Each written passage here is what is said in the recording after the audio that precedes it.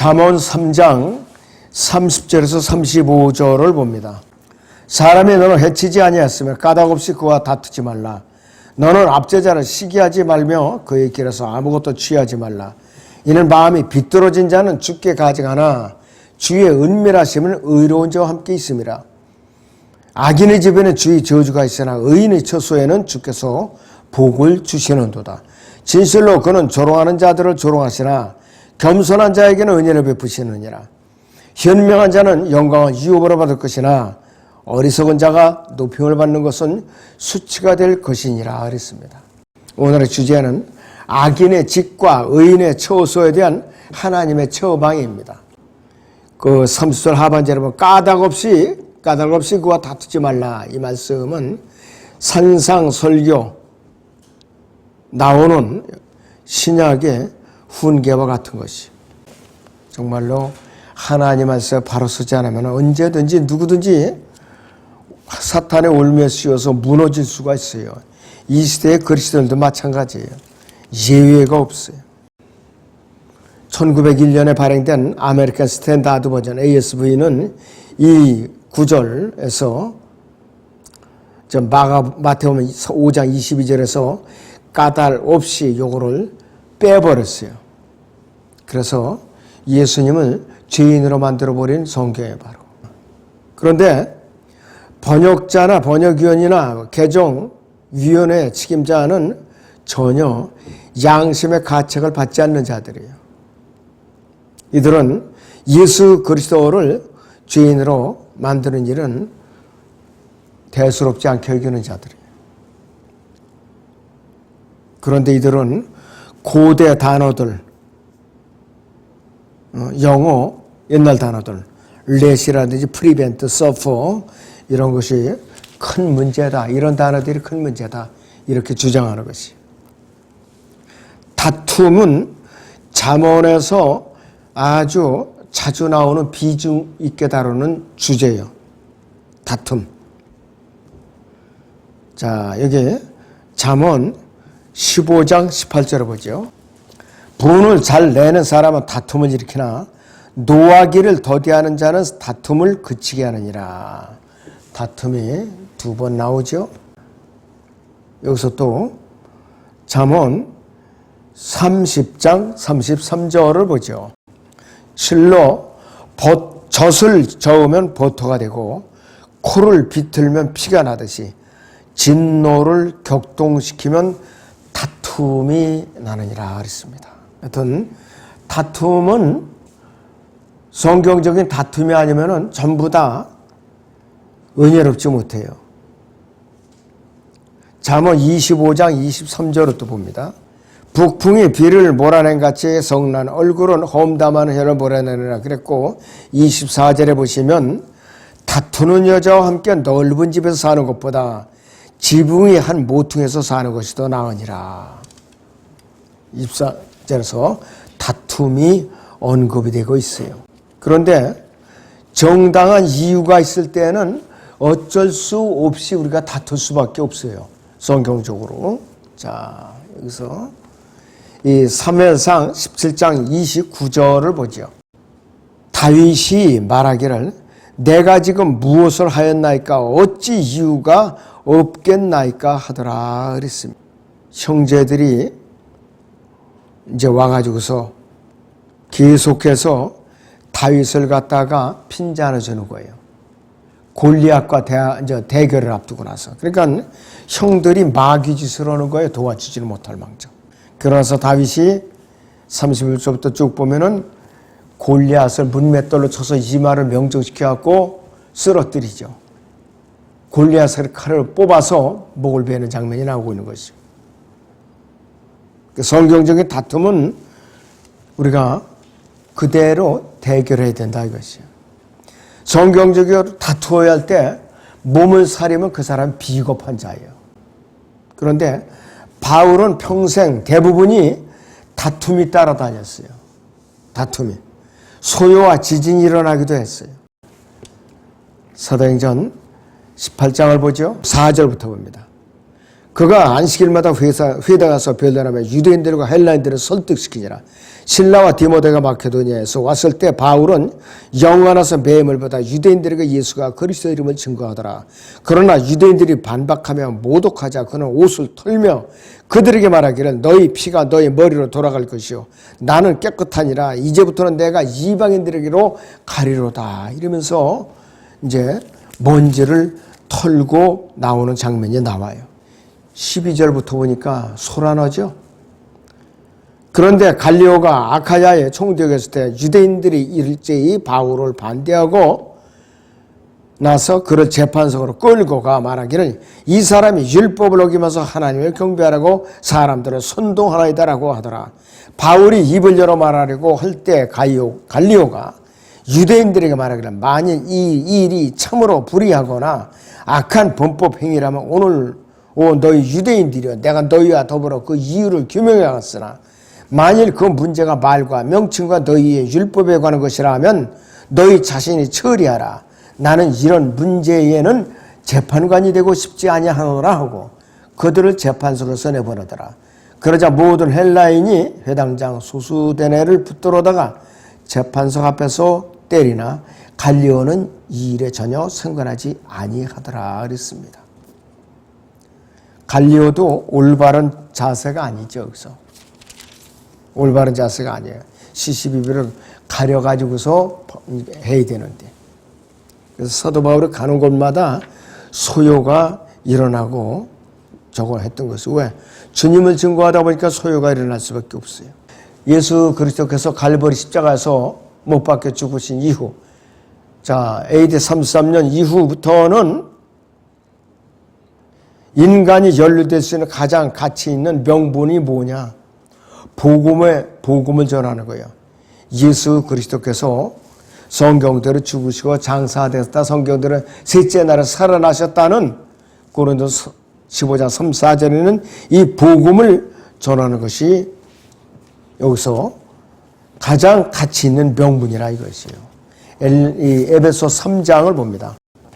1절부터 이런 까닭에 나 바울은 너희 이방인들을 위하여 예수 그리스도의 제수가 되었으니 과연 너희를 위하여 내게 주신 하나님의 은혜의 경륜을 너희가 들었을진데 이것은 그분이 계시로 내게 신비를 알게 하신 것이며 내가 전에 간략하게 쓴 것과 같으니 너희가 읽을 때 거기서 그리스도의 신비 안에 있는 나의 지식을 이해하게 되리라.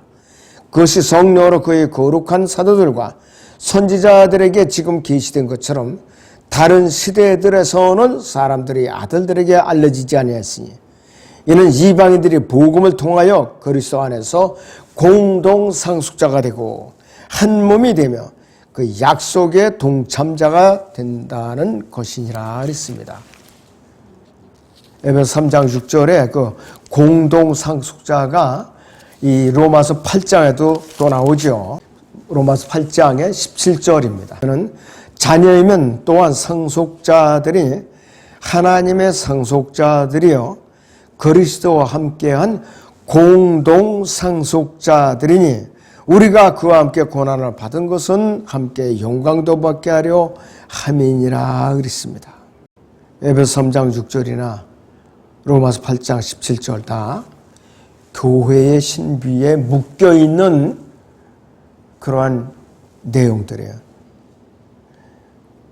자동차 양쪽 바퀴가 축에 묶여있듯이 조인트 헤어를 갖고 공동 상속자 조인트 헤어 그랬습니다. 자, 그래서 여기 언급된 이 명분을 해서 예수 그리스도와 그분의 이름을 인해서 고난을 당하는 사람들, 예를 들어서 위클리프, 틴데일, 움브란트, 워치만니, 후스, 알반, 페이슬리 이런 사람들은 자 상을 잃을까 봐 염려하거나 또는 내가 노력이 너무 낭비됐다 이렇게 염려할 필요도 없어요. 또 열매가 없을까 이렇게 결과적으로 내 인생이 실패하지는 않았을까 이렇게 염려할 필요가 없다 이렇게 애쓴 사람들은 고난에 동참한 사람들은 애쓸 필요가 없어요. 왜? 상급과 유업이 보장되어 있기 때문에. 그런데 반대로 여기서 가짜들이 있어요. 바른 명분을 내세우면서 몸에 휘발유를 뿌리고 죽어가는 사람들, 이 사람들은 어떻게 되냐? 지옥에서 최후를 맞이하게 된 사람들이에요. 많은 거짓 순교자들이 있어요. 스펠만 추기경 같은 사들. 전쟁터에서 민주주의 혹은 한쪽 어느 쪽 울타리가에 따라서 사회주의 파시즘 공화국을 위해서 싸우면서 죽음으로 달려가서 전쟁을 종식시키기 위해서 또는 무의미한 슬로건을 위해서 싸우다가 죽어서 어떻게 되느냐. 결국은 더러운 벌레 같은 옷을 걸치고 피할 수 없는 백보자 심판석 앞에 서게 된다. 이거 이런 사람들은. 아무리 순국선열이라도 예수님 영접하지 않고 그냥 전사하거나 죽임을 당하거나 감옥에서 죽었을지라도 안 된 얘기지만은 지옥 심판에 피할 수가 없어요. 백보자 심판에 피할 수가 없다 이거였어요. 자, 그런데 거듭난 성도들, 하나님의 자녀는 이러한 쟁죄에서 벌써 구원을 받았기 때문에 복음을 전파하고 말씀을 수하고 예수 그리스도를 높이는 일을 하다가 죽게 되면은 언제 어디서 어떻게 죽었는지와 관계없이 상급과 유업이 보장되고 승리가 보장되어 있다 이것이에요. 승리가 보장되어 있는 것이. 디모데전서 5장 18절을 보죠. 성경이 말씀하시기는 너는 곡식을 밟아 또는 소에게 망을 씌우지 말지니라고 하였고 또 일꾼이 자기 삭슬 받는 것은 합당하니라고 하였는지라 했어요. 반드시 그리스도의 심판석 앞에 섰을 때에 상급과 유업이 보장되어 있다는 뜻이에요. 그렇기 때문에 이런 사람들에게는 영원히 시작이 되면은 요한계시록 21장에 대로 영원히 시작이 되면은 영원한 평안을 누릴 수가 있는 것이에요. 너는 압제자를 부러워하지 말라 그랬어요. 압제자를 부러워하지 말라. 요즘 대통령이란 자들 참 가관이죠. 수많은 국민들을 전쟁으로 몰아넣고 부정축제하고 또 이렇게 살인을 일삼고 국민 전체를 괴롭히게 하는 자들.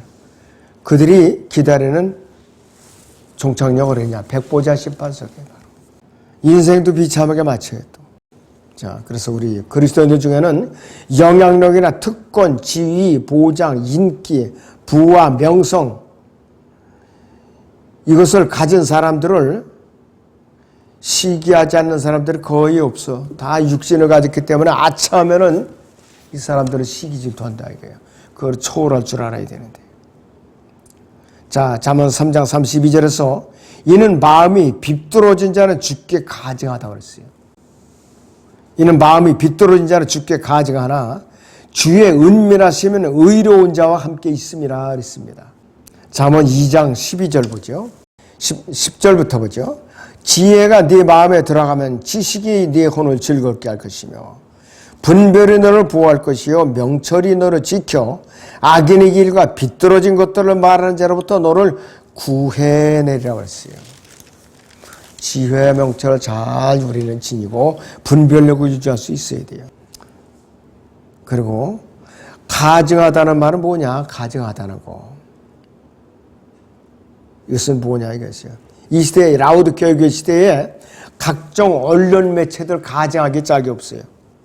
신문, 방송, 뉴스미디어, 유튜브, 메타버스, 그 다음에 SNS, 트위터 뭐 이런 거 전부 전쟁 뉴스 완전히 우크라이나가 저는 아주 불쌍하게 여겼더니 그것도 아니야. 우크라이나가 딥스테이트의 그 노예 국가더라고 보니까. 그러니까는 이 코로나는 중국에서 퍼뜨렸다고 그랬죠. 근데 생물학 세균 바이오 공장들이 우크라이나에 이렇게 해서 씌워져가지고서 생산해내고 있더라고요. 러시아가 거기를 집중적으로 폭격을 한 거예요. 빌 게이츠가 다음은 천연두가 이제 유행할 거라고 그랬거든요. 근데 그것이고만 그 우크라이나 어느 섬에서 이제 만들고 있었던 거예요. 그거를 러시아가 폭격을 해갖고 점령을 해버렸어요. 러시아가. 하여튼 이 세계 정부주의자들이 온갖 전염병으로 사람들을 괴롭히고 있는 것이에요. 누구든지 이 맞으면 안 돼. 지금 독감 주사도 앞으로 맞으면 안 돼요. 교회 협의회, WCC, NCC 다 하나님 앞에 가증스러운 단체들이에요. 교황을 말할 것도 없고, 자, 예수 그리스도께서는 이런 자들을 싫어하셔요. 이런 자들을. 잠언에서요, 가증하다, 여기에 해당되는 자들이 누구누구인가 9가지, 여기서 쫙 10가지 분류가 되는. 첫째는 매매 행위에서 속이는 자들, 저울추를 속인다든지, 그 다음에 믿져서 판다고 거짓말하는 자들. 잠언 11장 1절.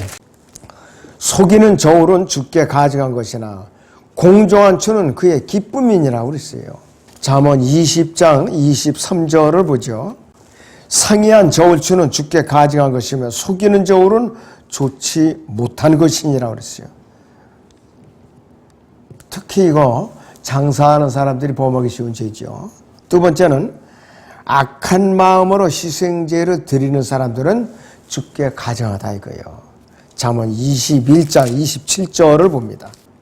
악인의 희생제는 가증한 것이거늘 하물며 악한 마음으로 그것을 가져오는 것이야 더욱 악하지 않겠느냐 이것이요. 또 세 번째는 성경과 가르침을 비웃는 사람들. 잠언 24장 9절을 보죠. 성경과 성경에 기록된 말씀을 비웃는 자들. 24장 9절 보시오. 어리석은 생각은 죄요 조롱하는 자는 사람들에게 가증하니라. 하나님과 그 말씀을 조롱하는 자들. 네 번째는 거짓말하는 사람들. 거짓말하는 사람들. 잠언 12장 22절 보세요. 이 그리스도인이라고 하는 사람들이 거짓말을 밥 먹듯 터는다 이거예요. 거짓말하는 입술은 주께 가증한 것이나 진실하게 행하는 자들은 그의 기쁨이라 했어요. 거짓말하는 입술은 주께 가증하다 그랬어요. 가증해. 다섯 번째는 악인의 생각들과 길들은 여기 잠언 15장 9절을 보죠. 악인의 길은 주께 가증한 것이나 의를 따라가는 자는 그가 사랑하시느냐. 저 주께서 사랑하신다 이것이. 또 26절 보죠. 15장 26절에 악인의 생각들은 주께 가증한 것이나 순수한 자들이 말은 기쁨의 말이니라 그랬어요. 자, 27절은 관련 구절을 이제 보세요. 27절.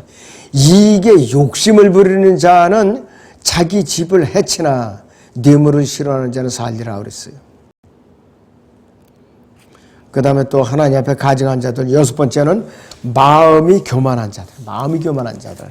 잠언 16장 5절 보세요. 마음이 교만한 자는 누구라도 주께 가증하니 손에 손을 잡을지라도 그가 벌을 면치 못하리라 그랬어요. 그 다음에는 일곱 번째는 무죄한 피를 흘리는 손 주께 가증하다 그랬어요. 무죄한 피를 흘리는 손. 잠언 6장 17절 보세요. 교만한 눈과 거짓말하는 혀와 무지한 피를 흘리는 손과 그랬습니다. 악한 계획들을 꾸미는 마음과 악으로 달려가는 데 빠른 발과 거짓을 말하는 거짓 증인과 형제 간의 불화를 일으키는 자 아니라고 그랬어요.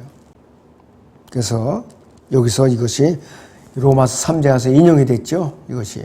여덟 번째는 악으로 달려가는데 달려가는 발이라고 그랬죠. 18절에서. 그 다음에는 악한 계획들, 이것도 다 가증한 것들이에요. 하나님께. 그 다음에 열 번째 마지막에는 형제 간의 불화를 일으키는 자 그랬어요.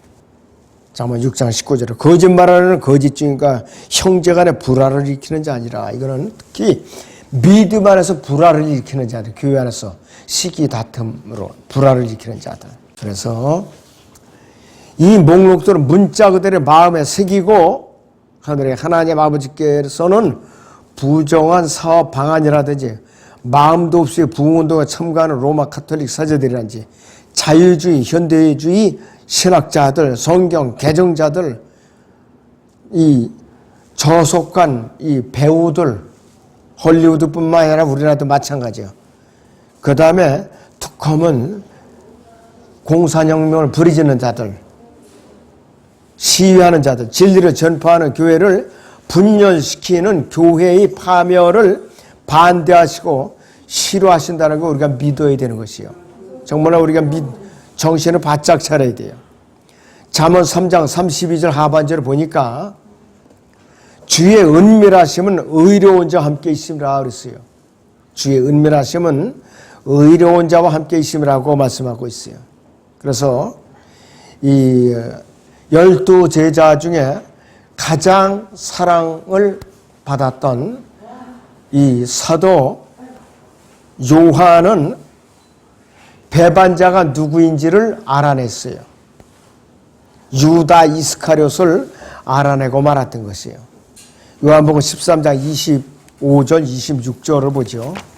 그러자 그가 예수의 가슴에 의지한 채 주께 말씀드리기를 주여 그가 누구니까 라고 하니 예수께서 대답하기를 내가 빵 한 조각을 적셔서 주는 자가 그니라고 하시고 빵 한 조각을 적셔서 시몬의 아들 유다 이스카리ot에게 주시니라 이렇게 말씀을 하고 있어요. 사도 요한은 하나님을 의지하니까 하나님께서 그에게 가장 깊은 것을 계시해 주셨어요. 요한 1, 2, 3서에다가 요한계시록을 쓰도록 계시해 주셨어요. 요한계시록은 성경 전체를 풀 수 있는 열쇠를 가진 책이라 이것이에요. 열쇠를 가진 책이에요. 자, 그리고 이러한 이유로 예수 그리스도께서는 이 주님의 재림에 대한 정보를 유다 이스카리ot에게 계시하신 것이 아니라 베드로와 야고보와 요한과 안드레가 주님께 함께 있을 때까지 때를 기다리셨어요. 그때까지 때를 기다리셨다 이것이에요. 그래서 주님께서는 그분의 비밀을 그분의 종들인 선지자들에게 또 이스라엘이 택함받은 사람들, 거듭난 성도들에게만 계시었어요. 아모스 3장 7절을 보지요. 실로 주 하나님은 선지자들인 그의 종들에게 그의 비밀을 나타내지 않고서는 아무것도 행치 아니하시느니라 그랬어요. 하나님의 선지자들, 예를 들어서 아브라함이라든지 이사라든지 아모스라든지 또 다니엘이라든지 에스겔 같은 사람들에게 계시하지 않고는 아무것도 행치 않아요. 미리 계시해 주셨어요. 어떤 것을 행하겠노라. 가서 경고해라. 선포해라. 이렇게 미리 계시를 하신 분이에요. 그 다음에 신실한 하나님 이스라엘을 택함 받은 사람들에서 신명기 29장 29절을 보죠. 감추어진 일들은 주 우리 하나님께 속하나 나타난 일들은 영원히 우리와 우리 자손에게 속하나니 이는 우리로 이 율법의 모든 말씀을 행하게 하려 하심이라 그랬습니다.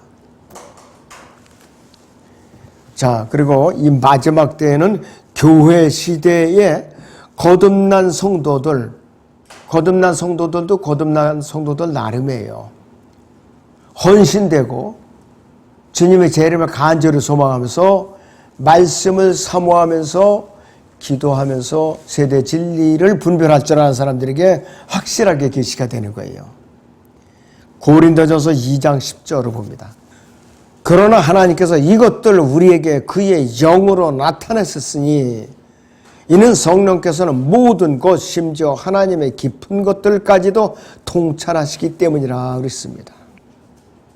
거듭난 성도들에게 그것도 헌신되고 마음이 정결한 성도들에게 계시해 줘요. 세상적인 사람들에게 계시해 주는 게 아니에요. 하나님의 말씀에 의문을 제기하는 그리스어나 헬라어나 히브리 학자들에게는 뭐를 계시해 주셨다? 성경에 그런 계획은 없어요. 그들은 성경을 고치는 데만 평생을 바친 자들이니까 그렇게 하나님께서 무슨 계시를 해 주셨다. 그런 기록이 없어요. 자, 누가복음요 10장 21절을 보시죠. 바로 그 시간에 예수께서는 영으로 기뻐하시며 말씀하시기를 오 하늘과 땅의 주이신 아버지시여 이런 일을 지혜롭고 슬기로운 사람들에게는 숨기시고 어린 아기들에게는 나타나신 것을 감사하나이다. 그러옵니다 아버지시여. 이는 그렇게 하시는 것이 아버지께서 보시기에 선함이니이다 그랬습니다. 여기서 순수한 사람들에게만 계시해 주신다 이것이. 그래서 우리가 이 잠언을 공부하실 때에 정말로 우리가 의미 있게 잘 살펴볼 줄 알아야 돼요. 그리고 잠언 3장의 33절을 보죠. 악인의 집에는 주의 저주가 있으나 그랬어요. 악인의 집에는 주의 저주가 있으나 그랬습니다. 교리적으로 3장 31절에 압제자를 말하세요. 압제자 31절에. 그런데 이 압제자는 누구냐? 적그리스도예요. 바로 앞으로 큰 환란기에 나타난 적그리스도를 말하고 있는 것이에요. 그래서 이것이 역사적으로는 열왕기상 16장 1절 13절에 나오는 바사라든지 예레미야 22장 13절 19절에 나오는 여호야킴이라든지 열왕기하 10장 8절 11절이 예후 이런 사람이 바로 악인이었었어요. 일종의 적그리스도의 모형들이었어요. 자, 오늘 여기까지만 합니다.